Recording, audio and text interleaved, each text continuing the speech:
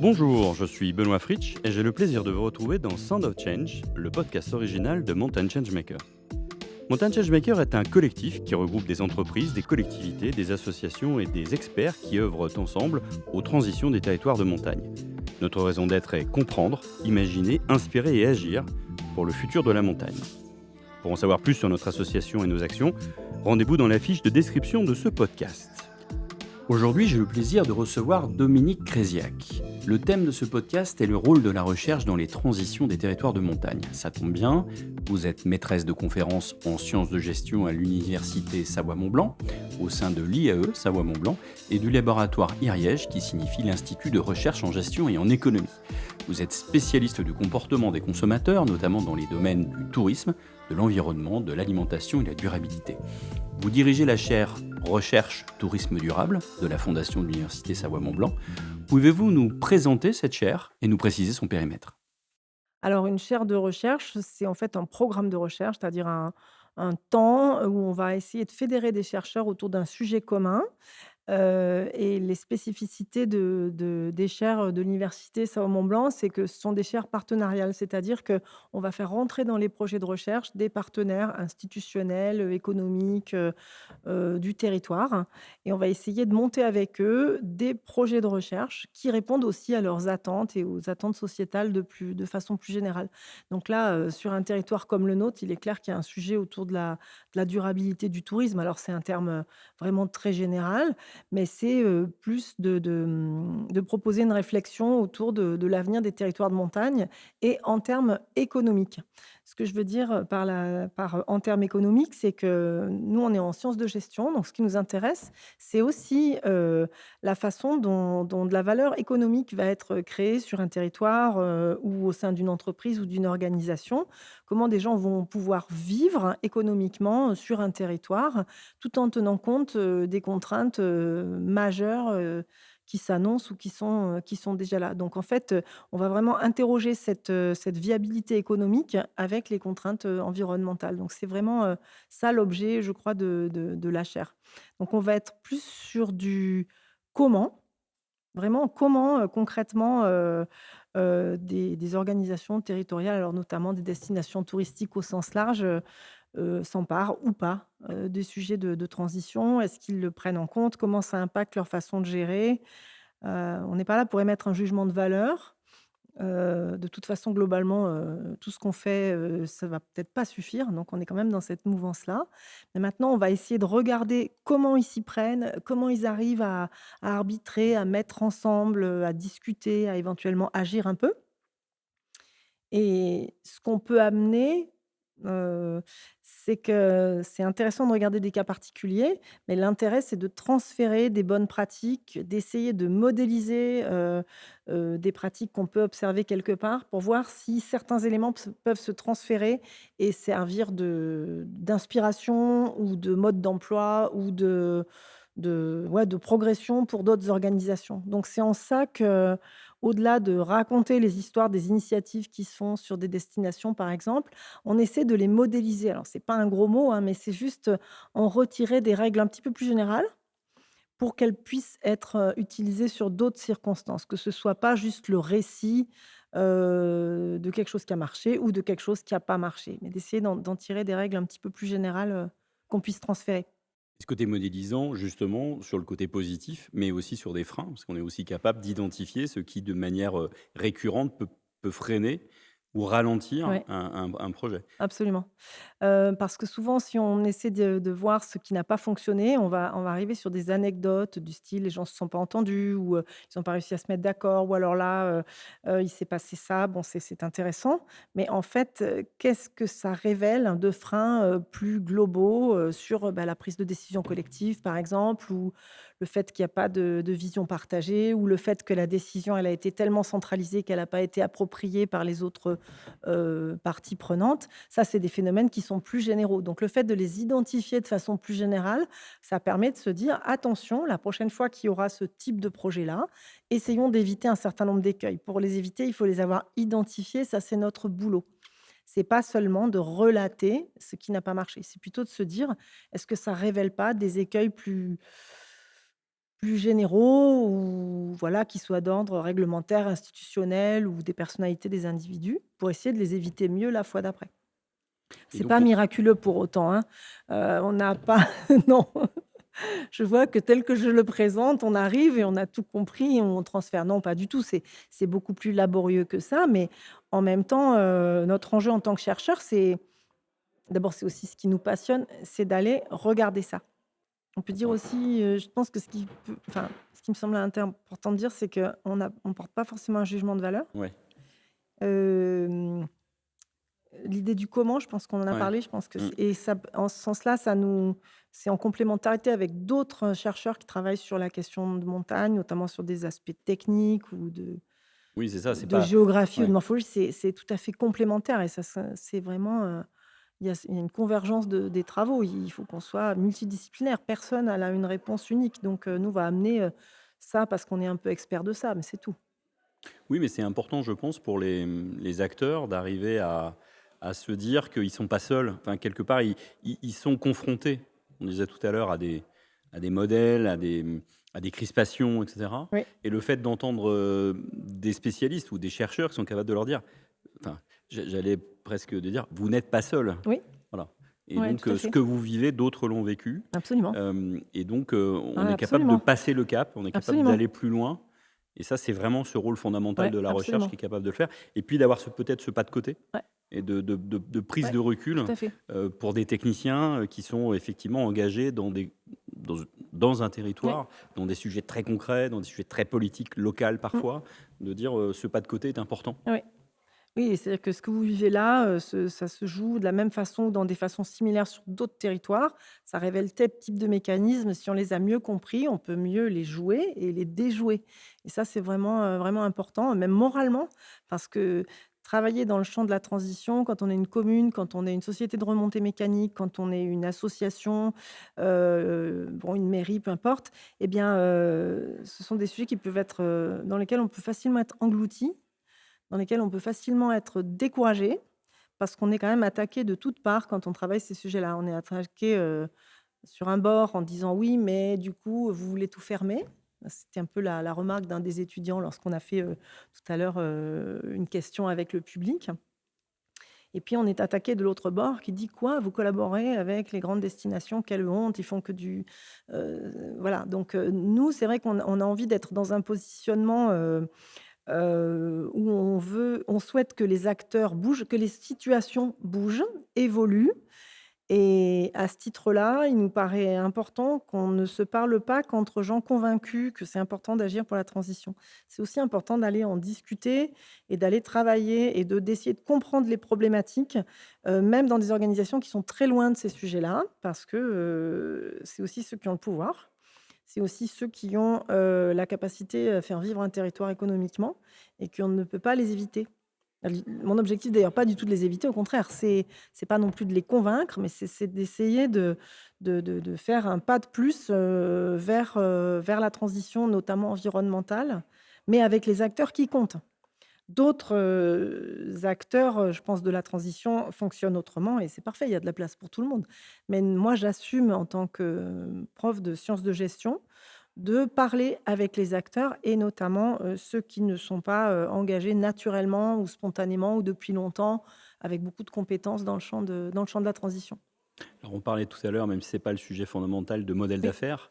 Moi, je trouvais assez intéressant aussi de pouvoir dire que grâce à ça, on est aussi capable d'aller identifier les affaires, les différents modèles qui Mmh, constituent le tourisme dans un territoire ou les différents modèles économiques d'un territoire, mmh, et d'être capable, grâce à ça, là aussi de les modéliser, d'être capable de les suivre et peut-être de faire bouger ces curseurs tout à fait. en toute connaissance de cause pour éviter peut-être aussi ce principe un peu basique qui est de Mmh. dire c'est le ski, tout le ski, rien Mmh que le mh, ski. mmh, mmh, Et c'est quoi le poids du ski mmh. vis-à-vis d'autres? Et ça, c'est aussi un sujet que la recherche peut apporter vis-à-vis des territoires ou des Mmh. décideurs.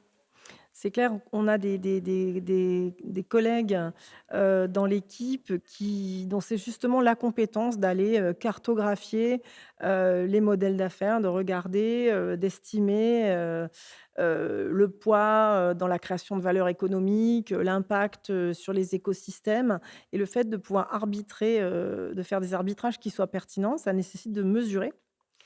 C'est pas forcément très évident, c'est peut-être pas la chose la plus sexy du monde, quand on en parle. C'est vrai que c'est peut-être des sujets un petit peu abrupts, mais c'est vraiment, très important de créer ces outils de pilotage, pour pouvoir aussi, orienter, l'action, d'acteurs un petit peu plus conventionnels ou qui sont un petit peu plus loin dans la transition. On a vraiment besoin de ces chiffres-là pour pouvoir piloter au mieux, et je crois qu'il y a aussi une grande attente, vis-à-vis de la recherche sur ces sujets-là.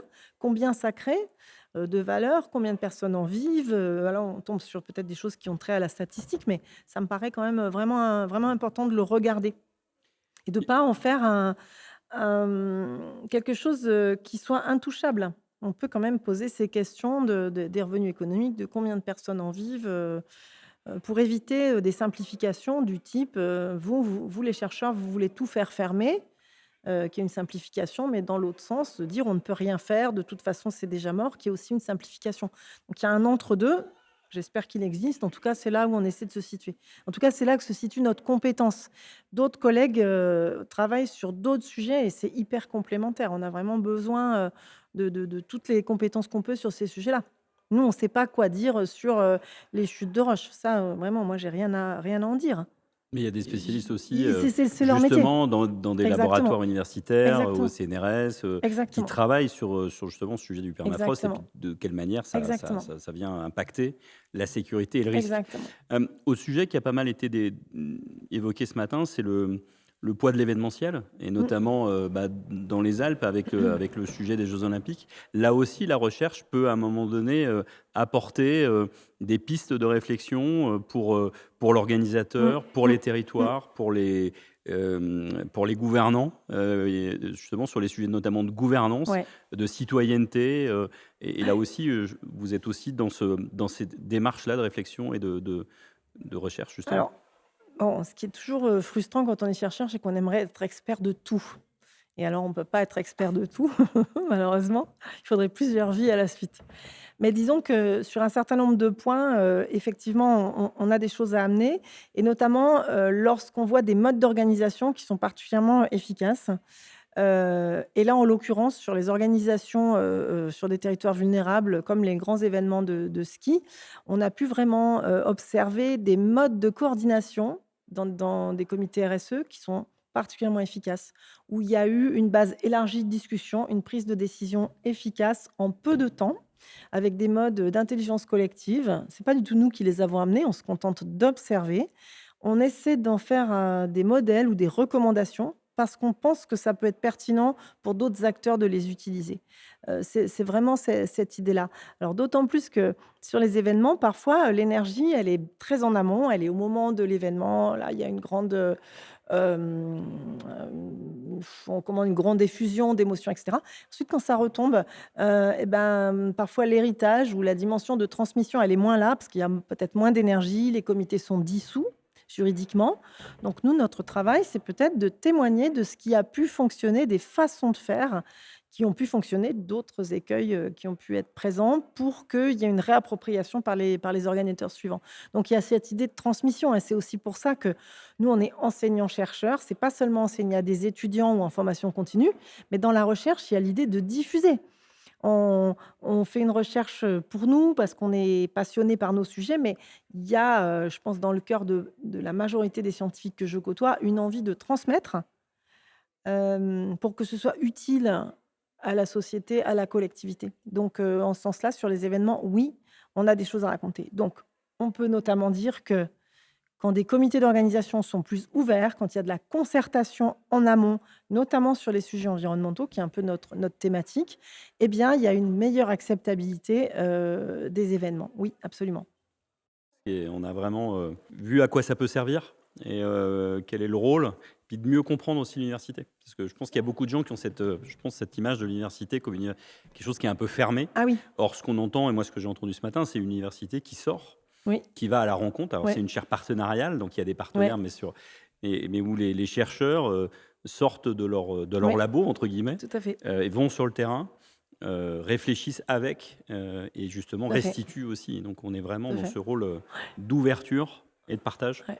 de la recherche fondamentale. Ouais. Et ça n d'abord, ça nous plaît, ça nous permet d'obtenir des financements, ce qui est pas anodin parce que la recherche, c'est aussi, de on a parfois besoin de fonds, voilà, pour acheter du matériel ou et cetera.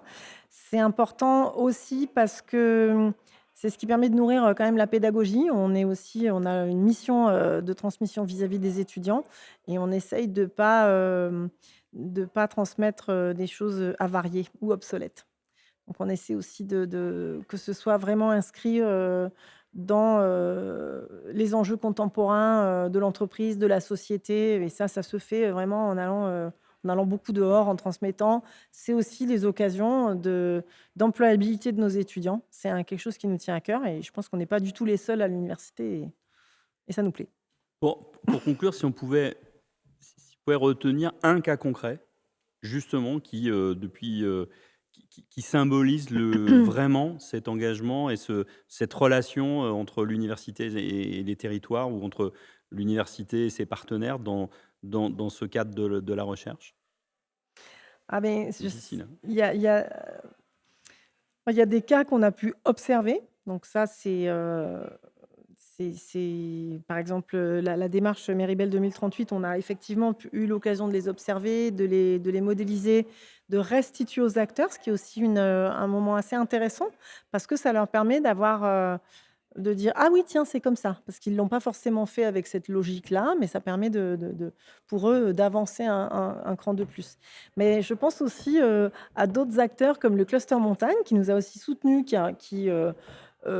sont intéressés par des questions de transition. On ne les voit pas forcément naturellement dans ce sujet-là, mais en fait, il s'y passe pas mal de choses et ce qui est intéressant, c'est qu'ils soutiennent le projet, mais ensuite, ils sont aussi intéressés à ce qu'on vienne en parler à leurs acteurs. Donc on a pu organiser des ateliers, participatifs où nous, on propose les outils dont on a parlé ce matin, les regards théoriques et puis, ben, les gens viennent avec leur cas et on essaie de les débriefer, de travailler sur leur cas en quelques minutes avec les outils qu'on peut amener et ça, c'est aussi des formes de diffusion qui nous intéressent vraiment.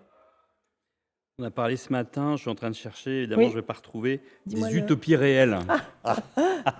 j'adore. Un mot sur l'utopie réelle. Alors l'utopie réelle, c'est une façon de voir les sujets, à double vitesse. C'est-à-dire, que sur la question de la transition, il y a un enjeu, de transformation, très très importante à mettre en œuvre et sur lesquels c'est important de se projeter, d'ouvrir, ce qu'on appelle les imaginaires, d'essayer de se projeter dans ce qu'on pourra faire malgré les contraintes et cetera. Donc il y a cette idée à la fois de travailler le plus long terme, pour avoir une vision, pour avoir un but à obtenir. Mais entre-temps, il faut aussi et en même temps travailler les choses tout à fait concrètes en se disant: «Par quoi on commence? Quel est le premier pas? Qu'est-ce qu'on est capable de faire?» Donc c'est cet, oxymore, je crois que c'est ça qu'on dit, entre utopie, où on veut aller, tout serait mieux et cetera et réel, qu'est-ce qu'on fait concrètement cette année? Et l'enjeu, c'est de se donner un peu d'élan avec, en priorisant peut-être des sujets plus faciles, mais suffisamment puissants pour que ça embraye sur du changement. Si on se contente de dire: «Ben, voilà, on va mettre, des éco-cups, mais c'est déjà pas mal», et ben, ça suffit pas. Si on en reste là, ça n'a vraiment aucun intérêt. Ce qu'il faut, c'est que les actions du court terme, ce soit des leviers. On parle d'ailleurs de changement interstitiel. Ça veut dire que on va essayer de percer une brèche dans un certain nombre de sujets, c'est là où on peut et sur cette brèche, on va vraiment appuyer pour se donner de l'élan et se mettre en route pour atteindre, ces fameux, imaginaires ou ces choses qui peuvent paraître utopiques. Ça ne vient pas en une seule fois, c'est comme, on a parlé du trail. Les gens qui commencent à faire du trail ne font pas du trail le début. Ils démarrent en courant 20 minutes et ils pensent qu'ils vont mourir. Mais finalement, en s'y tenant, ils arrivent et au bout d'un moment, ils savent que d'autres y sont arrivés, ils courent 1 heure et puis après ça peut si on se donne les moyens, on peut arriver à courir des grandes distances. Donc il y a cette idée de, à la fois avoir un objectif qui peut faire rêver, qui peut engager, mais pas du tout laisser tomber l'entraînement quotidien, par quoi on commence sérieusement et on attaque les sujets sur lesquels on peut avoir de l'action rapidement, quelque chose qui va nous encourager et non pas nous décourager. qui va permettre de se dire: «C'est faisable, on a déjà gagné, 10 on fait déjà mieux que la fois d'après». Ça peut paraître, très, comment dirais-je? Paternaliste de dire, «C'est important de regarder les petits pas», mais en fait, la mise en mouvement, à la fois au niveau individuel, c'est ça fonctionne comme ça et au niveau collectif, il y a vraiment, cet enjeu-là aussi. Le démarrage. Il y a le démarrage. Alors ça n'évacue pas les difficultés, mais ça permet de donner aussi un exutoire. Lançons-nous. Quand on D'accord. ne réfléchit que sur des imaginaires ou des futurs possibles, eh bien, il peut y avoir une dimension de découragement. Hein, on entend parler, alors moi je ne travaille pas sur ces sujets-là, mais certains collègues en psychologie travaillent sur le burn-out militant. C'est-à-dire qu'à force de se lancer tous azimuts et d'essayer de rêver très grand, ça peut être ultra décourageant, ultra épuisant, parce qu'on ne peut pas attaquer tous les sujets simultanément. Donc choisir les sujets sur lesquels on peut démarrer, se donner du courage, se donner de l'élan, ça marche au niveau individuel quand il s'agit de changer de mode de vie, mais ça marche aussi au niveau collectif. Donc utopie réelle, c'est vraiment, une chouette, approche théorique, mais moralement, je veux dire, dans le sens de garder le moral dans l'action pour la transition, je crois que c'est une très, très belle, image. En tout cas, elle me séduit. Ce sera le mot de la fin. Merci beaucoup, Dominique. Merci. Tout bon? Allez, feu flamme. Parfait. Eh ben, dis donc. Difficile de ne retenir que quelques points de cet entretien avec Dominique. Pour résumer, je souhaite appuyer sur 5 points. L'un des rôles de l'université est de modéliser les bonnes pratiques pour identifier les freins, qu'ils soient réglementaires ou institutionnels, pour éviter de reproduire les mêmes erreurs dans la gestion des projets de transition. Ensuite, l'importance d'être dans un positionnement où l'on souhaite que les acteurs bougent, et surtout, de ne pas se parler qu'entre gens convaincus. Et c'est aussi la position de Mountain Changemaker d'ailleurs. L'université travaille aussi sur une forme de cartographie des différents modèles d'affaires dans les territoires. Ces éléments des différentes sphères économiques permettent d'identifier des blocs et surtout d'apporter un outil pour piloter la transition. Ensuite, concernant les grands événements comme les Jeux Olympiques et Paralympiques 2030, l'Université Savoie-Mont-Blanc a travaillé sur des modes d'organisation efficaces, notamment sur le rôle des comités RSE lors de grands événements sportifs et culturels, l'importance de la transmission des savoir-faire et surtout l'importance de l'ouverture et de la concertation pour travailler efficacement. Et enfin, vous l'avez entendu, c'est mon coup de cœur de cet entretien, le concept d'utopie réelle pour faire avancer des sujets à double vitesse entre la vision à long terme, mais aussi des actions concrètes pour se mettre en route et se donner de l'élan. J'espère que cet entretien vous a, vous aussi, donné de l'élan et qu'il vous donne envie de vous mettre en route sur le chemin des transitions. C'était Sound of Change, le podcast original de Mountain Changemaker. Si ce podcast et ce sujet vous intéressent, je vous invite à découvrir tous nos programmes en vidéo sur notre plateforme mountainchangemaker.com ainsi que sur notre application mobile. Vous pouvez aussi nous suivre sur les réseaux sociaux, LinkedIn, Instagram et YouTube. Ce podcast est disponible sur toutes les plateformes d'écoute, Apple Podcasts, Deezer et Spotify. Enfin, n'hésitez pas à vous abonner et à mettre des avis et commentaires depuis votre plateforme préférée. Cet épisode de Sound of Change a été réalisé par Tom Surbeck.